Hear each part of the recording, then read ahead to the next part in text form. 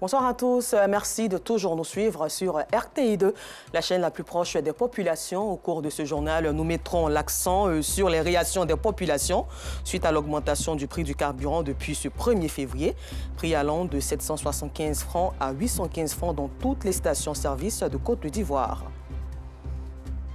Et puis hors de chez nous, face à la sanglante insurrection menée par les Shabab, un groupe terroriste affilié à Al-Qaïda depuis 15 jours en Somalie, les dirigeants de la Corne de l'Afrique s'unissent pour une vaste offensive militaire est-africaine.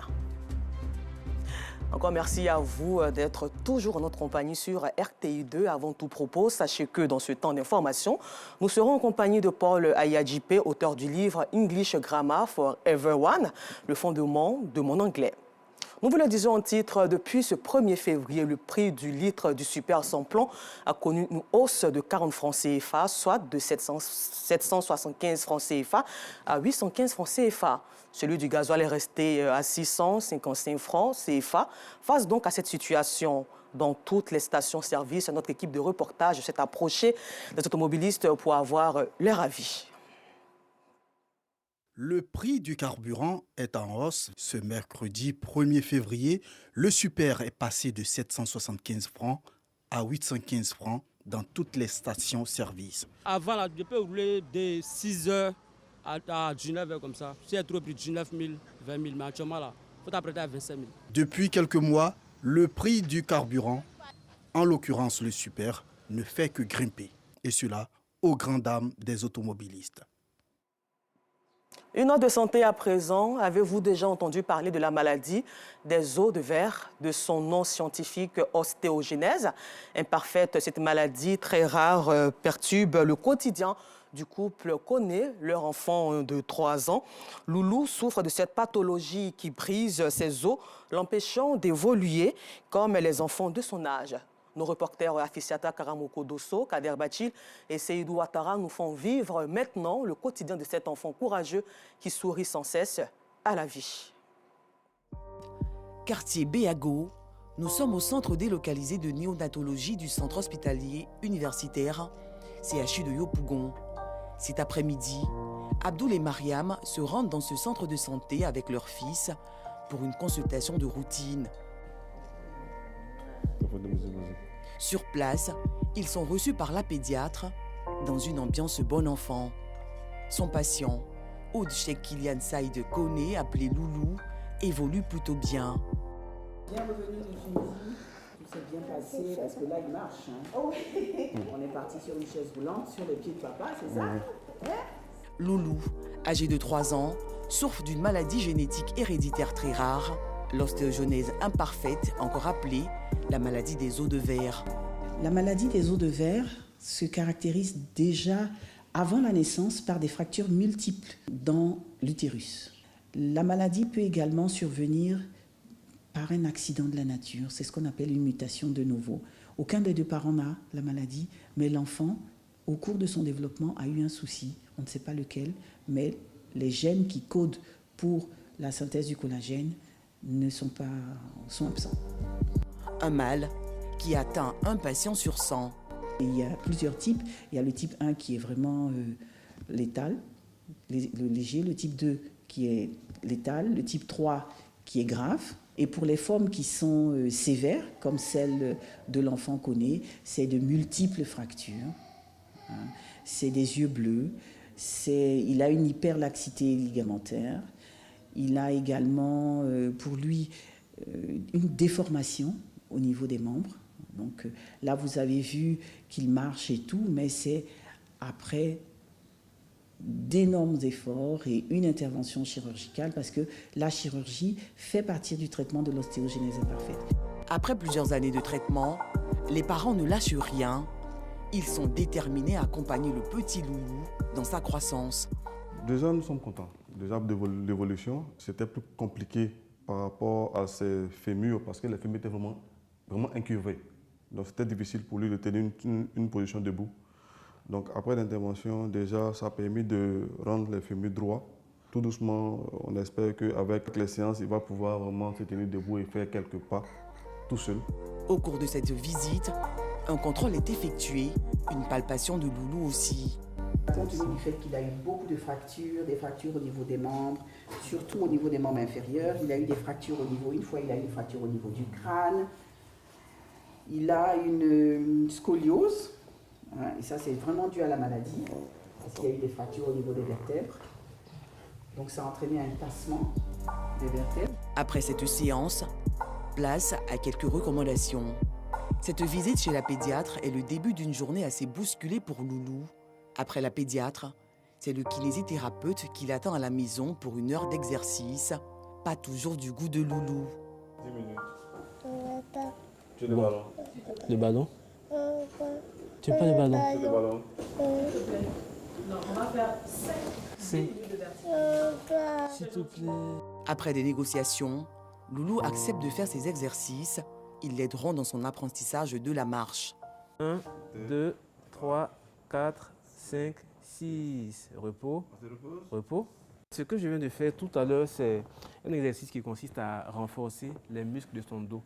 Pourquoi? Parce qu'en fait, étant donné que la maladie l'affaiblit d'un point de vue musculaire, il faut l'entraîner au travers de certains, d'un ensemble d'exercices pour renforcer à la fois les muscles de son dos, les muscles de ses membres supérieurs.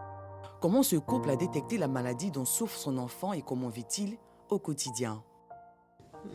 Au tout début, Loulou s'est fait sa première fracture à 7 jours de vie.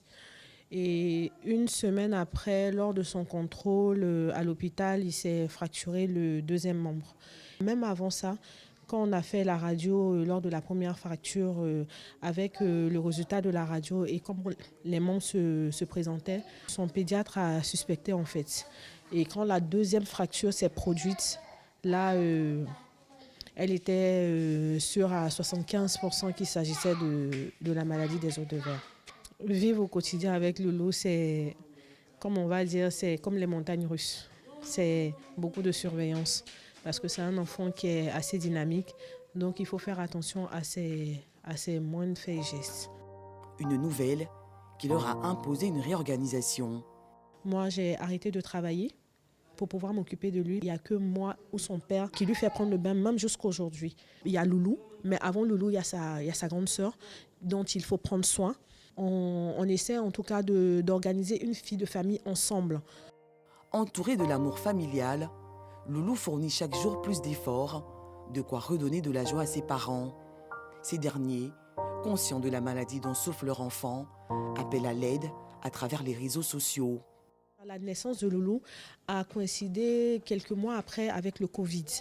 Son père a été mis, on va dire, pas au chômage technique, mais un peu tout comme. C'est très coûteux pour nous. Aujourd'hui, on a besoin d'un accompagnement, un réel accompagnement sur une certaine période. Vu que la maladie de Loulou est une maladie sur le long terme, aujourd'hui, on cherche vraiment des ressources financières pour pouvoir nous accompagner dans ces soins de kinésithérapie. Ensuite, pour pouvoir nous rendre en Tunisie, pour pouvoir faire face à différents bilans on ne peut pas faire ici. L'ostéogenèse imparfaite ou la maladie des os de verre, une maladie rare dont souffre Loulou. En dépit d'un quotidien rythmé et marqué de difficultés, les parents connaissent espèrent voir Loulou, leur bout de chou, réaliser un jour son rêve, celui de devenir le plus grand pilote de Côte d'Ivoire. Nous espérons juste que Loulou retrouvera sa santé. Dans un autre registre, le pain brochette, communément appelé pain chien, est d'une renommée qui ne dit pas son nom. Ce sandwich fait à base de pain et de morceaux de viande assaisonnés est vendu un peu partout sur le territoire ivoirien et est très apprécié des populations. Cependant, bon nombre de personnes se posent encore des questions sur la provenance de la viande utilisée pour sa confection. Nos reporters Georgette Ido-Fofana et Aïcha Sanogo se sont rendus dans différents points de vente afin de nous élucider sur la question. Il est 16h, nous sommes à Makori. Cet espace est bien connu par les consommateurs de pain accompagnés de brochettes de viande, communément appelées pain chien.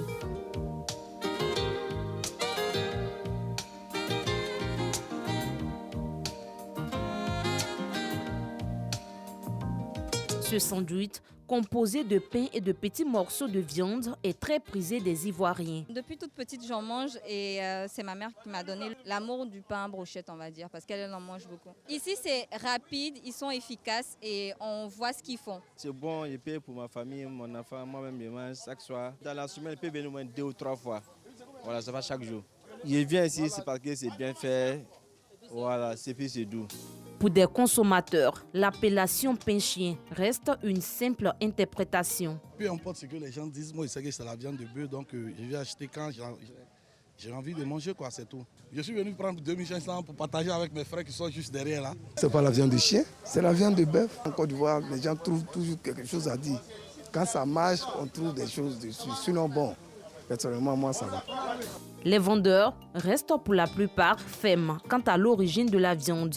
Il s'agit bel et bien de la viande de bœuf et non de chien. On prenait la viande à Djamé au marché, la viande fraîche, viande de bœuf. Quand on arrive ici, on brasse, donc les gens viennent, donc il y a pour 1000 francs, il y a 700, il y a 500. C'est viande de bœuf vers bistec là, c'est là on paye. Là on enlève le nerf, on enlève les graisses, là on coupe en deux. Il y a des gens ici, eux aussi sont pour piquer seulement. Il y a les autres aussi, ils sont là pour briser ici seulement. À Makori, la particularité de ces vendeurs de pain chien demeure l'assaisonnement. Nous, c'est tomates et oignons, mayonnaise on met. Tu vois, mayonnaise à part, oignon à part, tomate à part, donc chaque sauce sont fait. On assaisonne bien, bon, c'est propre. Les gens, même quand ils viennent, donc ils mangent pas à la maison. Tout comme à Makori, à Adjamé, on retrouve aussi des vendeurs de pain accompagnés de brochettes de viande. Ici, c'est un autre décor. Avec leurs poussettes, ces vendeurs ambulants sillonnent les carrefours à la recherche de clients. Nous, on pousse ça là, comme brouette, tu sais ce qu'il y a. Il y a pour 300, il y a pour 400, complet bien fait à 500, avec mayonnaise, avec tous les excédents. Abdoulaziz est un ancien vendeur de ce type de sandwich. Après avoir économisé assez d'argent, il a pu ouvrir plusieurs points de vente. Ce matin, il passe faire le tour de ces différents sites pour s'enquérir des nouvelles de ses collaborateurs. J'ai créé des coins en 2017, donc je me débrouille et vois que ça va un peu. Comme à Djamé ici, il n'y a pas de nourriture comme ça, je me débrouille avec ça en attendant. Donc Dieu merci, comme ça a commencé à aller un peu, et ça allait créer autre coin, autre côté. D'où provient cette viande utilisée par ces vendeurs de pain accompagnés de brochettes de viande? Direction le marché Forum dans la commune d'Adjamé. C'est ici que la plupart des commerçants viennent s'approvisionner. Marché Forum, là, nous, on paye pain brochette et puis pour aller vendre à la Parmarée. À partir d'aujourd'hui, c'est plus pain chien que c'est pain bœuf. On vient prendre nos marchés ici, on découpe, on met sur le bois. Bon, ça vend. La viande de bœuf est découpée en plusieurs morceaux et répartie entre les vendeurs. Il n'y a pas bien de chien, je viens de bœuf. Viens, il vend, viens de poussettes là. Il vient de bœuf, il paye. Vendeurs et consommateurs sont unanimes. Il s'agit bien de la viande de bœuf. Peu importe les spéculations, le plus important, c'est de satisfaire sa faim. Hors de chez nous, les chefs d'État de la Corne de l'Afrique, l'Afrique de l'Est, ont annoncé ce 1er février leur volonté de donner une impulsion finale pour libérer complètement la Somalie des radicaux Shabab affiliés à Al-Qaïda. Et puis, selon un responsable de la police pakistanaise qui a requis l'anonymat, la police pakistanaise a arrêté 23 suspects dans le cadre de l'enquête sur l'attentat qui a fait 101 morts lundi dans une mosquée au sein du quartier général de la police de Peshawar. Aux États-Unis d'Amérique, le FBI a fait une descente dans la maison de plage du président Joe Biden à Rehoboth Beach, dans le Delaware, ce mercredi matin dans le cadre de l'enquête sur sa gestion de documents confidentiels de la présidence d'Obama. Et toujours selon le FBI, après plusieurs heures de recherche, rien de suspect n'a été trouvé. Nous vous le disions en titre, nous sommes à présent en compagnie de Paul Ayiwadje, Ayadjipe, auteur du livre English Grammar for Everyone, les fondements de mon anglais. Encore merci à vous d'être avec nous plutôt. Merci beaucoup, madame. You are welcome, monsieur Paul Ayadjipe. Thank you. Alors, nous sommes dans un pays francophone. Pourquoi la sortie de cet ouvrage en anglais? Très bien, c'est l'importance de l'anglais aujourd'hui dans le monde entier. Malgré que nous sommes à Côte d'Ivoire, pays francophone, l'apprentissage de l'anglais est obligatoire, mais très difficile Et beaucoup de personnes qui veulent apprendre l'anglais ont des difficultés. Et je pense que ce livre serait quelque chose de très important, quelque chose de recherché, parce que ce n'est pas comme les autres livres. Quelque chose de recherché. Et quand nous avons lu votre biographie, après avoir doublé la classe de 4e, avoir que de faibles notes en anglais, de menuisier à écrivain, comment avez-vous fait pour prendre votre revanche sur la vie pour être aujourd'hui écrivain menuisier? Très bien, merci beaucoup. Parce que ça me fait mal, et ça me fait toujours mal de voir qu'une langue que les autres parlent, que je sois incapable de le parler. C'est pour ça que depuis ce temps que je n'ai pas pu continuer l'école et je suis obligé d'apprendre la menuiserie, en même temps que j'apprends, j'ai lutté contre cette langue-là et je l'ai appris. Il y a 2 radios qui m'ont aidé, BBC et Voice of America, et j'ai appris en tant que menuisier, en tant qu'apprenti, et j'avais commencé même à parler l'anglais. Et comment ça s'est passé? En l'écoutant, en répétant, en écrivant, en réalisant? Oui. L'apprentissage s'est passé comment? Très bien, à ce moment, je ne pouvais pas écrire quelque chose parce que mon travail, mon apprentissage m'occupait. Donc, j'écoutais seulement. Donc, je ne pouvais pas écrire quelque chose. Mais plus tard, en 2015, ne voyant pas bien mon avenir en tant que menuisier, je suis retourné à l'école. J'ai payé les livres de 4e en terminale et puis je suis parti m'inscrire à la déco. Donc, 2015-2016, j'ai raté le bac et l'année qui a suivi, je me suis inscrit au cours UNESCO et puis j'ai eu mon bac. Après ça, j'avais décidé d'apprendre le droit, donc je voulais devenir un avocat international. Il faut comprendre l'anglais pour se faire. Comprendre l'anglais. Donc, j'ai utilisé, après le bac, 3 ans et demi pour apprendre l'anglais en ligne. Et c'est ça qui m'a permis de mettre en place, de faire des recherches. English Grammar for Everyone, le fondement de mon anglais. C'est ça. Alors, quelles sont les prescriptions que ces personnes qui nous suivent aujourd'hui veulent prendre concernant ce livre en anglais? Très bien. Le livre d'anglais qui existe est typiquement écrit seulement qu'en anglais. Mais la grammaire est le fondement de chaque langue. Donc je pense qu'avec ce livre, j'ai utilisé un français facile pour expliquer la grammaire.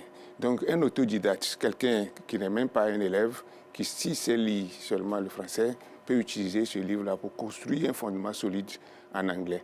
Et puis aussi les élèves, ils souffrent. Ce livre va vraiment les aider à, comme un répétiteur à la maison, va les suivre doucement et expliquer la grammaire pour eux. Ce livre qu'on peut trouver dans toutes les librairies, Paul Aya-JP. Alors, un mot à toutes ces personnes qui veulent faire comme vous aujourd'hui, qui pensent que tout est perdu. Très bien, rien n'est perdu. Aujourd'hui, je peine à atteindre mon objectif à devenir avocat parce que je dois continuer à étudier jusqu'à ce que je le devienne. Ceux qui sont déjà grands, je leur dis qu'il faut décider, ils n'ont qu'à se lever. Ils peuvent changer le cours de leur histoire, ce n'est pas statistique. Maintenant, ceux qui sont à l'école, les élèves, ils n'ont qu'à décider de ce qu'ils veulent devenir tôt pour ne pas être surpris en route et commencer à avoir du mal à atteindre leur objectif comme je le fais. Donc j'appelle les élèves à être décidés, à savoir où ils vont et à se mettre au travail.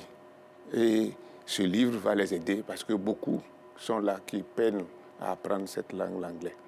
Alors, merci encore à vous, Paul Aya-JP, menuisier écrivain, d'être passé sur notre plateau pour nous parler de votre livre English Grammar for Everyone, le fondement de mon anglais, qui est disponible dans toutes les librairies en Côte d'Ivoire. Pour ceux qui viennent de nous prendre en marche, nous étions en compagnie de Paul Aya-JP, l'auteur du livre English Grammar for Everyone, le fondement de mon anglais, disponible partout en Côte d'Ivoire. Merci encore de nous avoir suivis et bonne suite de programme sur RTI2, la chaîne la plus proche des populations. Merci.